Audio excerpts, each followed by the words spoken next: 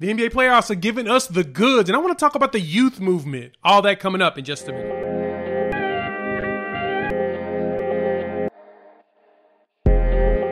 What's good, everybody? It's your boy Jay here with Unfair Sports, where we take a pensive approach to the sports conversation. And on this video, I'm going to talk about the youth movement here in the NBA from my podcast. So check it out. Man, the NBA is in a great place right now. So, of course, we're watching the NBA playoffs go on. We have, you see where we got the Utah Jazz and the Memphis Grizzlies are now tied, with Memphis stealing the first game, which was pretty crazy. But, of course, Donovan Mitchell did not play. And Ja Morant went out there and dropped 47 points.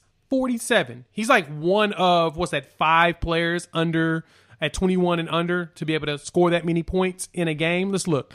The previous high was 45 by LeBron for a player 21 or younger. And the only other players to hit 40 milestone during a postseason performance have been Magic Johnson, Tracy McGrady, and, of course, Luka Doncic, which is another youth that's doing some big things. And then you got the roar of Madison Square Garden, where they're balling and going against the Atlanta Hawks, and we got young Ice Trae doing it. And my point is, the NBA is in really good hands right now with the way that our young players are balling, the way that they're going out there and hooping. They're doing some big things. I mean, we've got, let me go through the players that we have to look forward to over the next 10 years of giving us highlight after highlight after highlight, and potentially a villain can come from this, and every storyline you can imagine can populate from this. So the league's in good hands. We have Luka Doncic, we've got Ice Trae Young, Devin Booker, who's looking good. You know, he's teetering as he's starting to get older. Jason Tatum and Jaylen Brown, both of them are still under 25 out there cooking. Ja Morant, Nikola Jokic, which I didn't, it's funny. I always forget that he's like, 25-ish. He's not as old as Nikola Jokic, that you think he is. Because, he's only been in the league since 2016, so it doesn't seem like he's, as old as he really is. But he's 26 years old, so he's still right there going into his prime. Donovan Mitchell, Ben Simmons, Zion, even though he didn't even make the playoffs this year, the league has a good amount of players that at some point will do some damage in the league, especially as the old guard moves on. Like, LeBron's not going to be able to pull a Tom Brady and play until he's 45. I'm giving LeBron only 2, maybe 3 more years, mainly because that ankle injury he had, and he mentioned that he's not going to be 100%. That's the thing that usually derails a guy from being able to play long term. He's done very well about not really getting hurt, except for 2 years ago when he had the groin injury and he was out. He said that the groin still bothered him last season in the bubble even. And then this year he had that major ankle injury that he missed like 20-something games on. And he looks kind of meh in the playoffs right now. If you notice, he's not even driving to the paint to score.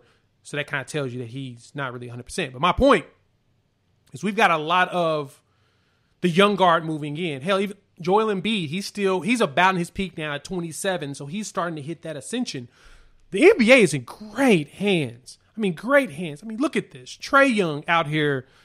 Hopefully he'll embrace this villain role and really just enjoy that everyone hates his guts. A lot of people hate his game, and I get why they hate his game, because he does fish for fouls, similar to the James Harden type game. But at his size, I understand, because it's an advantage and it allows for him to stay at the free throw line and always put up numbers and always score. Is it a winning formula? We'll see. He's a 4 seed this year, so a 5 seed this year, so he's kind of doing something right, but we don't know how that's going to look long term. We'll see what the team does to build around him, but Ice Trae giving it to us. We got Luka Doncic out here. Look at this. Luka Doncic out here just giving them the business. He is literally beating the crap out of the Clippers by himself. And it's funny, I was listening to Bomani Jones and Nick Wright. Nick Wright was a guest on his show recently, and he made this point that I can't think of which one it was. I think actually it was Nick Wright Nick Wright made this point, that when the Clippers were assembled, and I'm going to talk about them on another video later in the podcast. I'm going to talk about the Clippers. When the Clippers were assembled, what we were told is that they're going to have the best perimeter defenders in the league. You've got Patrick Beverley, Paul George, and Kawhi Leonard, who are all capable and really good defenders. I mean, Paul George was up for MVP and Defensive Player of the Year when he was in Oklahoma City. So we know that he can do it because the Thunder had a really highly ranked defense that year. Kawhi Leonard, Defensive Player of the Year, he's won it. Patrick Beverley, more of a pest than a defender, but he does do enough to poke balls away, get steals, etc., and disrupt games. Luka Doncic is eating them alive. All of them. He's going in on Pat Beverley, telling him, "You're too small. You're too effing small." And he did it 2 games in a row. What did Patrick Beverley do? Cry to the refs, and that's about it. Because he's right. He's too small to defend him. He got Kawhi Leonard on him. What did he do to Kawhi? Put him in the post, hit him with a fadeaway. Boom. I don't even know if Paul George is defending him. I hadn't paid attention to that part of it. But the fact of the matter is Luka Doncic is cooking and nobody can stop him. I see why he's going to be a favorite for MVP again, probably for the next couple of years because he keeps doing this in the playoffs. But he's cooking them Clippers. And that's what you want. And then you go down the list. Ja Morant, 8 against the Jazz, which is a great defensive team. Mike Conley and him, he dropped 47. Brought the team back, and they were down 2 and almost came back in that game. But, of course, Donovan Mitchell and crew closed it out.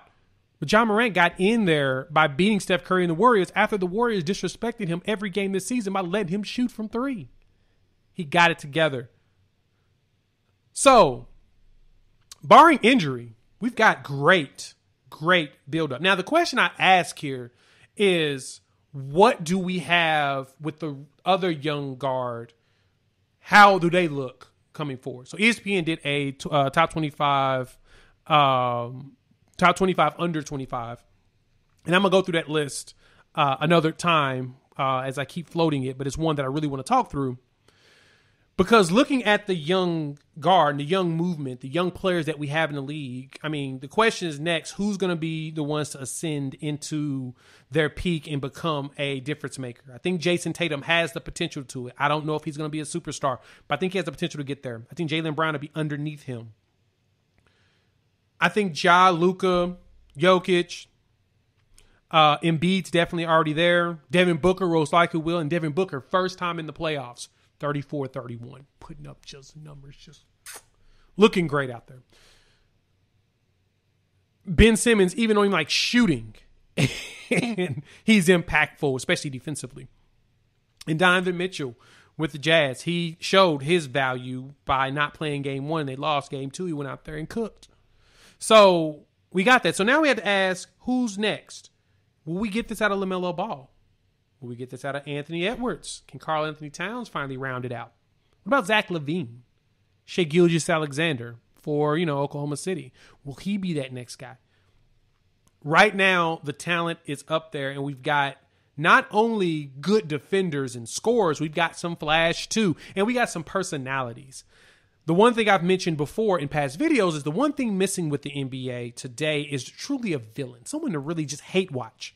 Like, you watch them because you hate them and you want them to lose. We always had that in years past. We had that with MJ. A lot of people watched MJ because they hated him.